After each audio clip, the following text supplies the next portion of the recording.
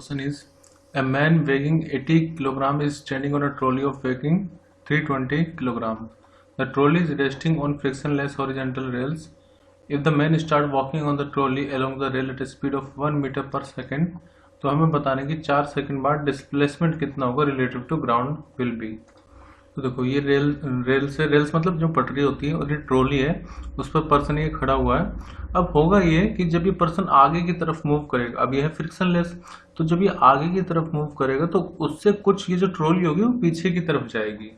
ठीक है, तो मैं मान लेता हूं हमें क्या गिवन है कि 4 सेकंड बाद हमें रिलेटिव डिस्प्लेसमेंट निकालना है विद रिस्पेक्ट टू ग्राउंड।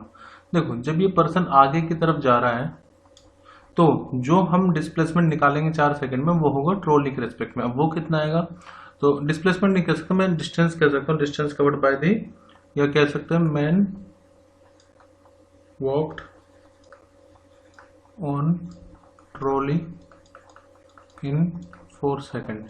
अब वो क्या हो जाएगा, वो देखो डिस्टेंस हम निकाले, distance equal to speed into time. Speed कितनी उसकी स्पीड है 1 मीटर पर सेकेंड और टाइम कितना है 4। तो हम ये कह सकते हैं कि उसका जो डिस्टेंस आएगा 4 सेकंड में वो आएगा 4 मीटर। तो इसका मतलब ये कि वो 4 मीटर आगे की तरफ चला है, 4 मीटर ये आगे की तरफ गया है ऑन द ट्रॉली। ठीक है, ये विद रिस्पेक्ट टू ट्रॉली मैंने आपको बताया है। लेकिन होगा क्या, हमें तो ग्राउंड के रेस्पेक्ट में बताना है।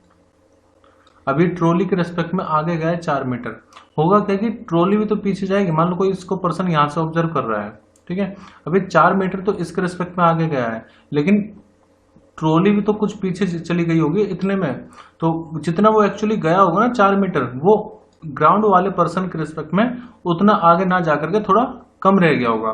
तो लेट मैं मान लेता हूँ कि जो ट्रॉली है, जब पर्सन आगे गया है तो ट्रॉली x मीटर पीछे की तरफ खिसक गई होगी, पीछे की तरफ चली गई होगी।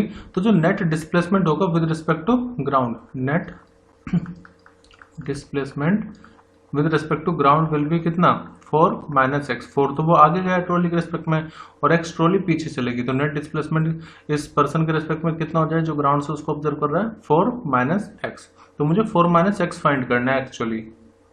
अब इस ट्रॉली पर कोई भी एक्सटर्नल फोर्स नहीं लगाई, तो मैं ये कह सकता हूँ कि एफ नेट जो होगी एक्सटर्नल वो कितनी होगी 0। और आपको पता है जब भी एक्सटर्नल फोर्स लगती है तो जो मोमेंटम होता है सिस्टम का वो कंजर्व रहेगा, momentum will remain conserve.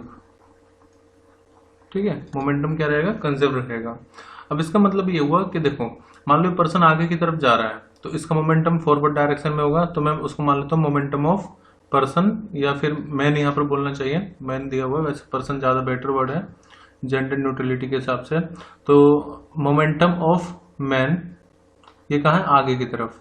It will be equal to the momentum of the train, तो मोमेंटम ऑफ ट्रॉली कह लो, तो ये दोनों का मोमेंटम बराबर रहेगा। अब मोमेंटम का फॉर्मूला क्या होता है, मास इनटू में वेलोसिटी। तो यहाँ पर मोमेंटम मास ऑफ पर्सन कितना है, वो है 80।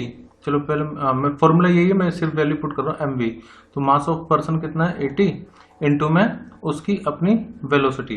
अब वेलोसिटी ना रख करके मैं रखूंगा डिस्टेंस अपॉन टाइम।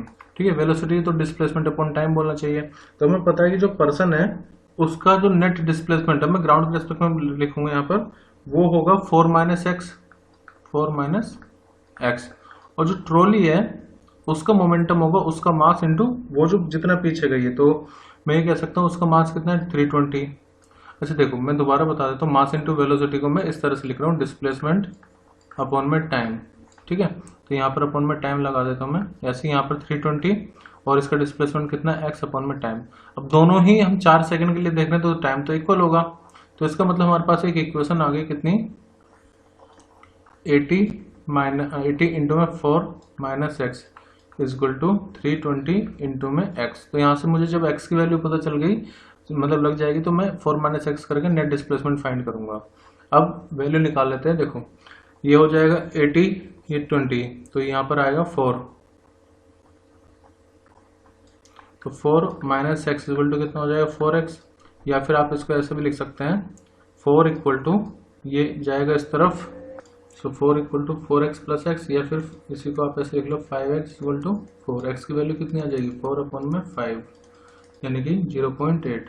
तो जो नेट डिस्प्लेसमेंट होगा ग्राउंड के रिस्पेक्ट में x माइनस कर देंगे इसमें से 4 minus 0.8, it means it will be 3.2 metre. तो ग्राउंड के रिस्पेक्ट में 3.2 मीटर आएगा। तो इसमें मैंने दो कंसेप्ट लगाए हैं, एक तो formula distance equal to speed into time का, फिर एक कंसेप्ट लगाया कि if external force is 0 then the momentum of the system will be conserve.